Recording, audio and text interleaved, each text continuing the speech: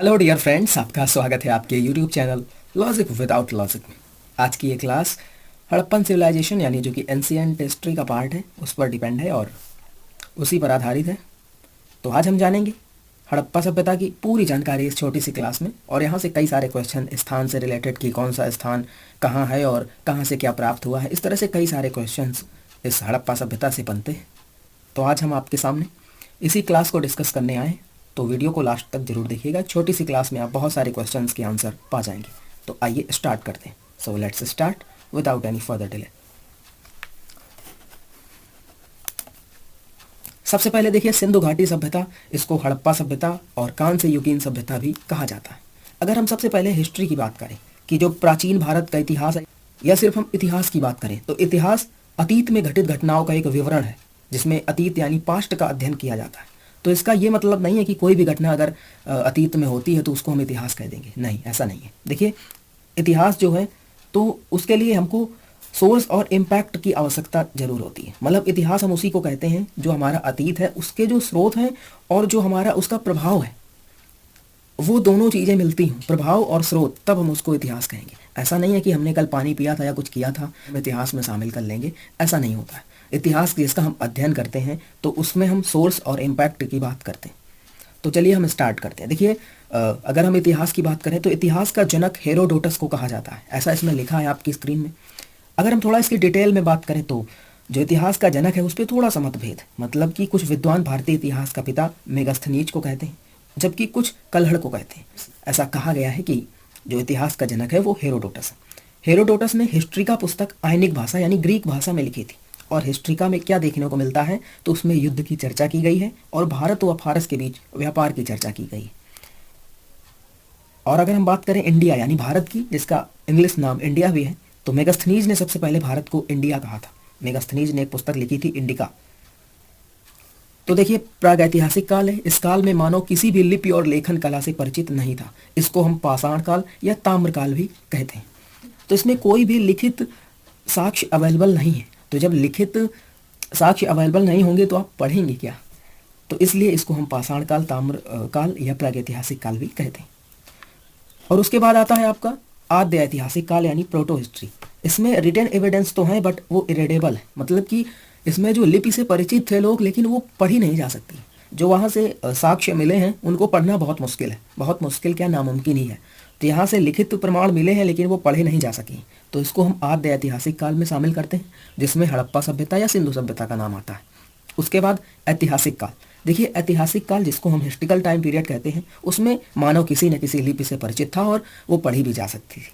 मतलब कि अगर हम बात करें ऐतिहासिक काल की तो उसमें जो रिटन एविडेंस मिले हैं वो रीडेबल भी हैं। जैसे हम वैदिक एज की बात कर सकते हैं, इसमें प्राचीन भारत, मध्यकालीन भारत और आधुनिक भारत, तो इसकी बात हम यहाँ कर सकते हैं। उसके बाद हम बात करें अगर अगली स्लाइड की, तो उसमें आपका क्या दिया हुआ है, तो उसमें सिंधु घाटी सभ्यता के बारे में पूरी जानकारी दी हुई है। देखिए सिंधु घाटी सभ्यता की अगर हम बात करें तो यह सभ्यता सिंधु नदी के तट पर मिली थी, इसलिए इसको हम सिंधु घाटी सभ्यता कहते हैं। और सबसे पहले इसकी जानकारी हड़प्पा की खुदाई से हुई थी, इसलिए इसे हड़प्पा सभ्यता भी कहा जाता है। अगर हम सिंधु घाटी सभ्यता के विकास की बात करें तो 2500 ईसा पूर्व से 1750 ईसा पूर्व तक इसका विकास माना जाता है।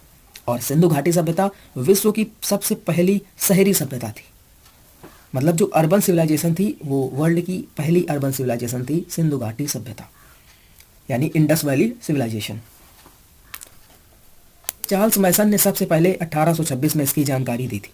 1921 यानी 1921 में तत्कालीन भारतीय पुरातत्व सर्वेक्षण विभाग के जो महानिदेशक थे सर जॉन मार्शल, तो उनके समय में राम बहादुर दयाराम साहनी, जिनको आप दयाराम साहनी के नाम से जानते हैं, इनका पूरा नाम राम बहादुर दयाराम साहनी है, इन्होंने ही हड़प्पा की खोज की थी। अब हम हड़प्पा के खोज की अगर बात करें तो 1921 में रावी नदी के तट पर इन्होंने खुदाई की थी, वहां से हड़प्पा सभ्यता की खोज हुई थी। तो आपको नदी याद रखना है, रावी नदी के तट पर हड़प्पा नामक स्थान पर, और दयाराम साहनी ने इसकी खुदाई की थी। उस समय हमारे जो भारतीय पुरातत्व सर्वेक्षण विभाग के महानिदेशक थे वो सर जॉन मार्शल थे।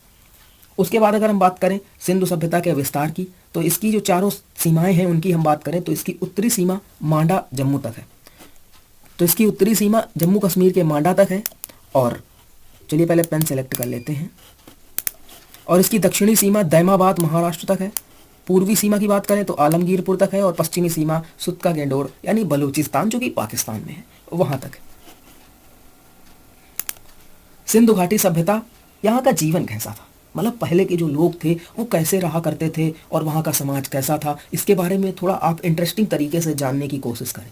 देखिए देखिए वहाँ का जो सामाजिक जीवन था तो सिंधु सभ्यता का समाज मातृ सत्तात्मक था, जैसे आज का समाज या इसके थोड़ा पहले का समाज पितृ सत्तात्मक था, वैसे ही सिंधु घाटी सभ्यता का समाज जो था वो मातृ सत्तात्मक था। और सिंधु सभ्यता का समाज 4 वर्गों में बटा हुआ है, ऐसा कहा जाता है, लेकिन ऑफिशियली ऐसा माना नहीं जाता। ऐसा कहा जाता है कि इसको सिर्फ 2 भागों में ही बांटा गया था, जो कि विद्वान वर्ग था और दूसरा निम्न तबके के जो लोग थे। तो जो विद्वान वर्ग था या जो हम कहें कि श्रेष्ठ लोग थे वो ऊंचे स्थानों पर रहते थे, अमीर लोग, व्यापारी लोग, और जो निचले दुर्ग थे उन पर निम्न वर्ग के लोग रहा करते थे। तो इस तरह से, और यहाँ का भोजन जो था तो सिंधु सभ्यता के लोग शाकाहारी और मांसाहारी दोनों प्रकार के भोजन किया करते थे। यहाँ का जो समाधान प्रणाली थी, ये जो सिस्टम था ये कैसा था, तो यहाँ पर 3 तरह से समाधान, जैसे किसी की डेथ हो जाती है तो किसी की डेड बॉडी का जो है वो अंतिम संस्कार किस तरह से किया जाएगा उसके लिए 3 प्रावधान थे। पहला था पूर्ण समाधान, जिसमें मृतकों को कब्र में दफनाने की परंपरा थी। उसके बाद जो आंशिक समाधान था ये थोड़ा सा अजीब टाइप का था, ये अब नहीं होता है, बाकी पहला और तीसरा तो अब भी होता है। लेकिन ये जो दूसरा है आंशिक समाधान, ये थोड़ा सा अमेजिंग टाइप का है। इसमें मृतक के शरीर को जंगल में रख देना और जब पशु पक्षी उसके मांस को खा लेते थे तो उनकी हड्डियों को दफना देते थे। और दूसरी ओर अन्य बुक्स में यह भी कहा जाता है कि आंशिक समाधान में मृतक के शरीर के साथ कुत्ते को और खाने पीने की चीज़ों को भी दफना दिया जाता था। अब भगवान मालिक है कि उसका अंदर वहाँ होता क्या था ये तो हमें भी नहीं पता है। हम आगे चलते हैं। यहाँ का जो है नगर नियोजन कैसा था, जो सिटी प्लानिंग थी वो कैसी थी, तो इसकी बात करें तो सिंधु सभ्यता के नगर विश्व के प्राचीनतम सुनियोजित नगर है। मतलब बहुत ही सिस्टमेटिक ढंग से नियोजित किए गए थे जो चीज़ें, मतलब बहुत ही सिस्टमेटिक तरह से घर बनाए गए थे। हड़प्पा और मोहनजोदड़ो के मकानों के निर्माण में सामान्यतः पक्की ईंटों का प्रयोग मिलता है। यहाँ पर शब्द आया है मोहनजोदड़ो, इसके बारे में हम आपको आगे भी जानकारी देंगे, लेकिन थोड़ी सी जानकारी यहाँ भी सुन लीजिए। मोहनजोदड़ो, इसकी खोज, हड़प्पा की खोज यानी 1921 के जस्ट 1 साल बाद 1922 में सिंधु नदी के तट पर राखाल दास बनर्जी ने इसकी खोज की थी।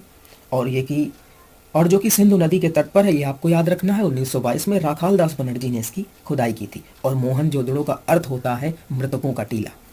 चलिए हम आगे बात करते हैं। सिंधु सभ्यता में जो मकान के दरवाजे होते थे वो मुख्य सड़कों पर ना खुलकर पीछे की ओर गलियों में खुला करते थे। सभ्यता में सर्वाधिक चौड़ी सड़क मोहनजोदड़ो से प्राप्त हुई है। और भी चीज़ें हम आपको बताएंगे कि कहाँ से क्या प्राप्त हुआ है, लेकिन आप अभी ये सुनिए कि जो सबसे चौड़ी सड़क है वो मोहनजोदड़ो से मिली है। उसकी चौड़ाई लगभग 10 मीटर थी। अब आप कहेंगे 10 मीटर ये सबसे चौड़ी सड़क थी, लेकिन वो तब के ज़माने की बात है, 2500 BC की। और यहाँ हम पढ़ रहे हैं आज 2022 में। बहुत हजारों वर्षों का समय हो चुका है। तब अगर इतने सिस्टमेटिक ढंग से सब कुछ चल रहा था तो कितने मतलब बुद्धिमान लोग थे। चलिए हम आगे बात करते हैं कि सामान्यतः घरों में 4-5 कमरे बनाए जाते थे। मकान में आंगन, रसोई घर, स्नानागार, कुएं और कुछ बड़े घरों में शौचालय भी मिलते हैं। तो यार बाकी लोग क्या करते थे अगर बड़े घरों में शौचालय मिलते थे? चलो जो भी करते हो, हम आगे चलते हैं। सिंधु सभ्यता के प्रमुख स्थल, इनकी बात करते हैं। देखिए यहाँ से क्वेश्चंस काफ़ी भर भर के पूछे जाते हैं। तो जो हड़प्पा स्थल है इसकी बात हमने आपसे पहले ही की थी कि 1921 में इसकी खुदाई दयाराम साहनी ने की थी, जो कि रावी नदी के तट पर है। वर्तमान में ये पाकिस्तान में है, सिंधु क्षेत्र में, यानी हम कहें सिंध प्रांत में। और यहाँ से कुछ वस्तुएं मिली हैं, इनको आप ध्यान से सुनिएगा कि कहाँ से क्या मिला है।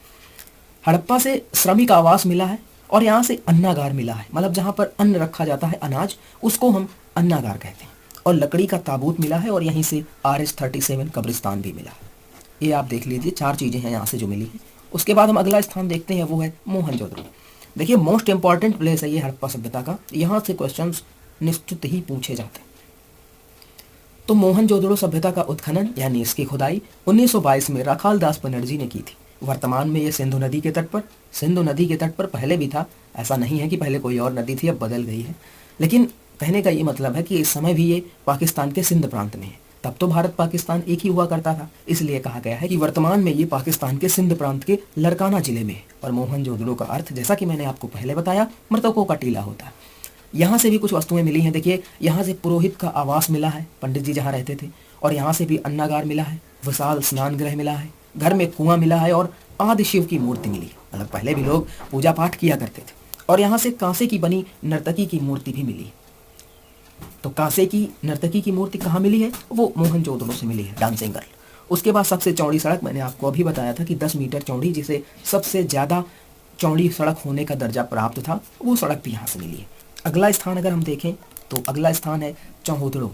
क्या बात, चौहुदड़ो के जो लोग थे यार, मतलब कितने फैशनेबल थे। आप अभी देखेंगे कि यहाँ से क्या क्या मिला है, देखिएगा। सबसे पहले बात करें, इसकी खुदाई गोपाल मजूमदार ने की थी और वर्तमान में ये भी सिंधु नदी के तट पर पाकिस्तान के सिंध प्रांत में।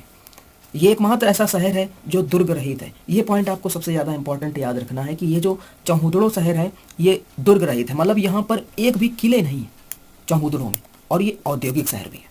यहाँ से जो वस्तुएं मिली हैं वो बड़े कमाल की। देखो, चौहुदड़ो से आपको लिपस्टिक मिली है। यहाँ से क्या मिला है? लिपस्टिक मिली है। ये सब हुआ करता था यहाँ। और शीशा भी मिला है। हाँ भाई, मेकअप करेंगे तो देखेंगे किसमें। और मनके की गुड़िया मिली है। हाँ, ये तो खैर मिल गई होगी, लेकिन कुत्ते और बिल्ली के पैरों में निशान वहाँ क्या कर रहे थे? अरे यहाँ लोग फैशन के दीवाने हैं, लिपस्टिक, शीशा मिल रहा, यहाँ कुत्ते बिल्ली के पैरों में निशान क्या कर रहे हैं वहाँ पे? चलो जो भी करते हो, हम फिलहाल अगले स्थान की बात करते हैं। तो अगला स्थान है रोपड़।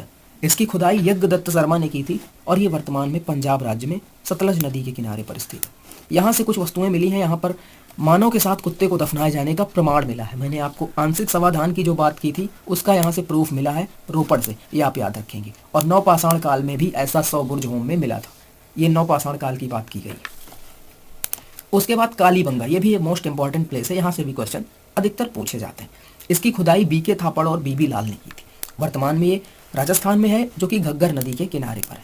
और कालीबंगा का अर्थ होता है काली रंग की चूड़ियाँ। हमको लगता है कि चौहुदड़ो और कालीबंगा ये बिल्कुल पास पास रहे होंगे, यहाँ भी चूड़ियाँ मिल रही हैं।